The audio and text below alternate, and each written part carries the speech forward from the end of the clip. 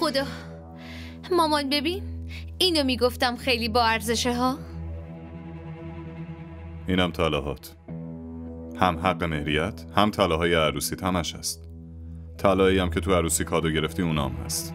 کلن که آدم پستی هستی، ولی خوبه حداقل حقمو دادی.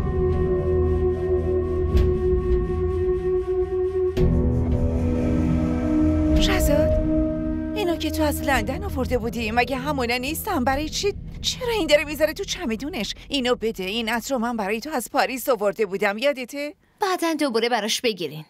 آبجی ولش کنید، اون واسه همین چیزا با هم ازدواج کرده بود. بذار همه رو ببره. اینجا یه سری وسایل گرون دیگه هم داشتم، اونجا اون بیرون گذاشتم. ماما یه لحظه وایسا.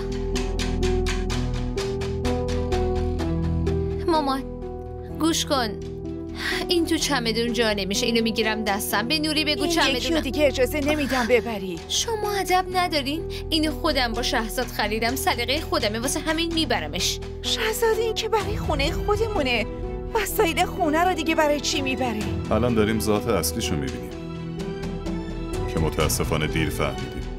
حالا میبینی چطوری همه چی رو با خودش میبره.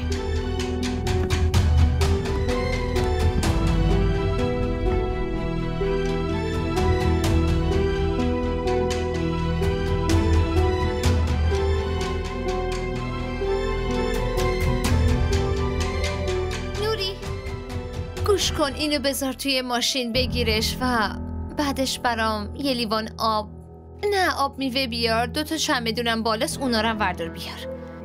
چی میگی مامان؟ کجا داری میبری؟ هر کی بیاد تو این خونه و دستور بده فوری براش کار انجام میدی؟ لازم نیست، برو تو آشپزخونه و به کارت برس. اینم بدش به من. آهای خانم، این خیلی گرونه، بدش به من. مامان بگیرش. باز چی شده؟ چه خبر آبجی؟ شهزاد ببین، یه جوری به این بدبخت امر و نهی میکنه انگار هنوز خدمتکارشه.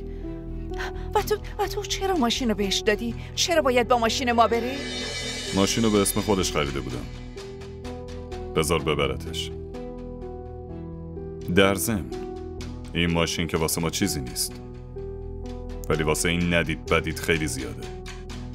صدقه سر خونوادمون. به رانندم گفتم فقط تا خونه برسونه و برگرده، اون خدمتکار ماست. اگه به این باشه که همه ی خونه رو بار میکنه و با خودش میبره. گوش کن خانمی که خارج زندگی میکنی، شمایی که جلوی همه پوز میدی و میگی از امریکا اومدم و خیلی دست و دل بازم. مامانم اینجا نشسته جلوی بزرگتر بی احترامی میکنن. مامان بریم دیگه، پاشو بریم، پاشو دیگه، برو راه بیفت مامان، میگم بریم دیگه.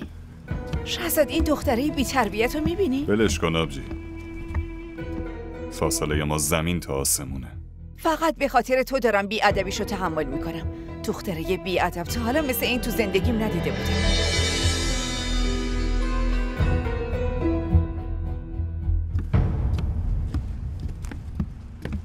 گوش کن، تو چی فکر کردی؟ که به این راحتی ها ولت میکنم؟ محض اطلاع جناب عالی، تو چرا منو ول کنی؟ من خیلی وقت تو رو ول کردم. گوش کن آقا، این دستتو بیار پایین با من حرف بزن. منو ول کرده، اینا توهمه. تو نمیدونی با کی در افتادی. تو آزادی، هر کاری دلت خواست بکن، انجام بده، برو. حتما بهت نشون میدم آقا شهزاد. وقتی که ازت شکایت کنم اون وقت میفهمی. وقتی خیانتت ثابت شد و نتونستی سرتو جلوی مردم شهر بالا بیاری، اون موقع به پام میفتی و ازم معذرت میخوای. بهت که گفتم هر کاری دلت میخواد انجام بده، ولی این حرفمو به یاد داشته باش. تو به یه انگشت منم نمیتونی ضرر بزنی. باشه، منم میبینم که چطور با الینا ازدواج میکنی. با الینا که حتما ازدواج میکنم، جلو چشات هم ازدواج میکنم. راستی کارت دعوت هم برات میفرستم. حتما تشریف بیار.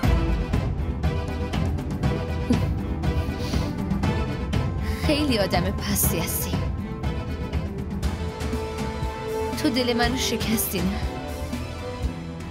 یادت باشه آه و نفرین من همیشه پشت سرته.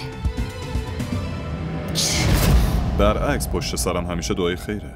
نمونش همین زندگی کردن با شیطانی مثل تو که نتونست بهم ضرر بزنه.